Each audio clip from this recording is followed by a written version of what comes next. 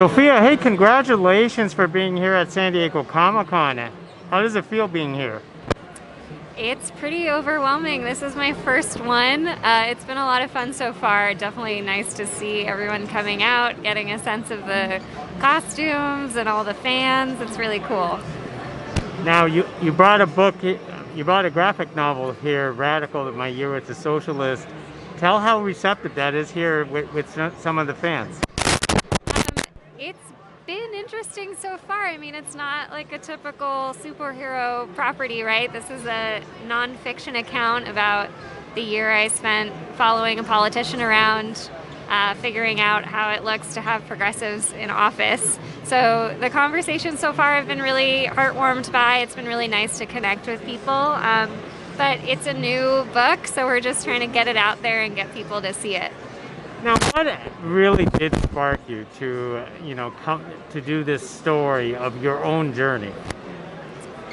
I was feeling pretty demoralized about politics in general. This started in 2018, so it was a few years into the Trump presidency, and I was feeling pretty adrift as far as my own political engagement.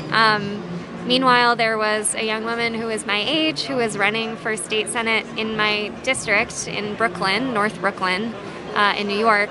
And it was a really energized campaign, super visible, really excited, a lot of energy around it, and it made me really curious about politics. And since I am a cartoonist, it's what I know how to do. This is kind of the mode that I figured out to try and learn more about this, was to make this book about it and to follow her around. So when you actually approached her, were you surprised that she said yes? I was really surprised at how easy it was. Yeah, I just didn't have a sense. I thought I would have to do a lot more convincing. But right from the beginning, we really had a lot of just innate trust in each other, I think. From our first meeting, there was really no question about whether or not it was going to be okay for me to be there. It was pretty smooth sailing. Now, I read some parts of the book, and I know that you had an entire spiel that you prepared with her. What was that spiel? I had a bunch of my work queued up, just wanted to try and introduce myself and show my credentials as a cartoonist. And my pitch was that, I think it makes sense to have this effort be independent. I didn't have any creative control given to the team. It was all at my discretion.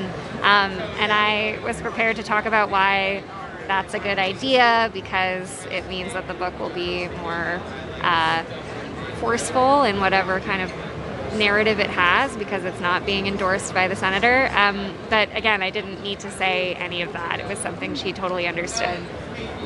Now, of course, this is a story of an entire year of your story. Why are you so comfortable telling this story? It's because it's a personal story. Oh, I'm not comfortable at all. I think when I pitched it, I just thought, I'll figure this out as I go. It's really weird for me to be this vulnerable. It feels like a kind of coming of age politically, and it's pretty earnest. I really did find a lot of hope in this process that I didn't have before. And my work up to this point, I'm a New Yorker cartoonist. We sort of live in this space that's a lot more cynical, a lot more tongue-in-cheek. So this was not like an immediate thing for me. And frankly, the work that I've done before this that isn't New Yorker is also pretty light. So it was a real departure, but it felt important to me. It was an exploration that I wanted to do even outside of my professional life. It's just something I wanted to engage with. So I feel really lucky that I was able to do this in this context, and I hope that people will find meaning in the book, and so that's what makes me want to do it, even if it's not comfortable. In politics, once you enter that rabbit hole, I don't think you could get out of it. But do you feel like you're still there?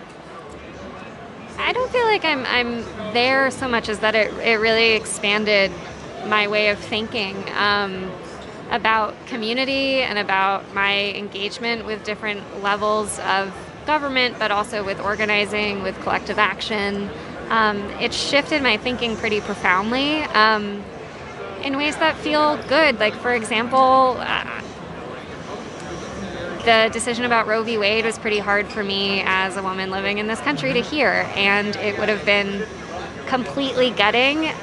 It was made a little less stinging for me by this understanding that I have about kind of the road forward, and how individuals can engage and come together to confront major issues like that. So I'm really grateful for it.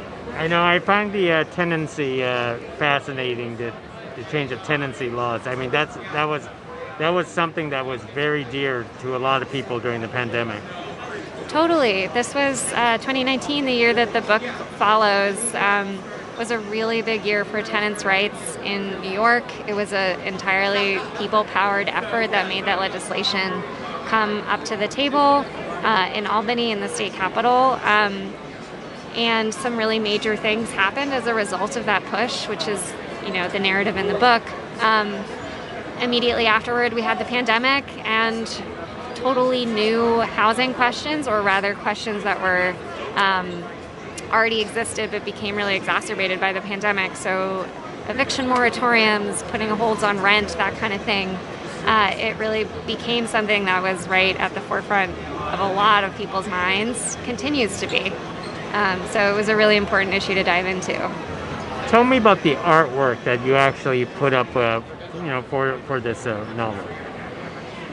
Yeah, I do New Yorker cartoons, and those tend to be pretty efficient with the line drawing. It's not like a detail-heavy style, and that's something that came forward into this book. I wanted to put emphasis visually on character. I wanted this book to feel very human and very personal.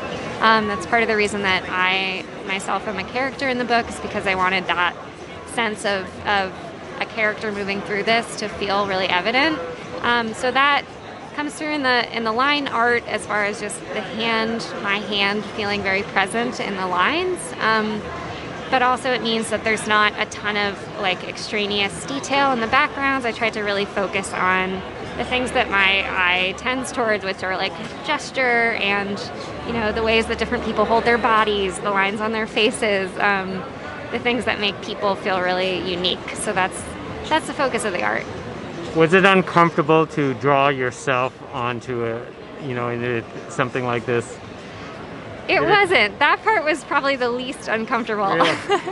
I've done a fair amount of autobio comics, just sort of lightly, so that I was pretty used to. I'm fine to make fun of myself and have myself be at the expense of any joke. That was no issue. It was more trying to take care to be accountable and fair to everyone else that I was thinking about. All right. Well, then let me wrap it up with one more question. Are you going to run for political office someday? Definitely not. Although my mom really wants me to run for dog catcher, whatever that is. So probably not, but we'll see. I don't know. There was a lot of probably not. I don't think that I'm the right cartoon president. Oh, okay. Well, you could be the first.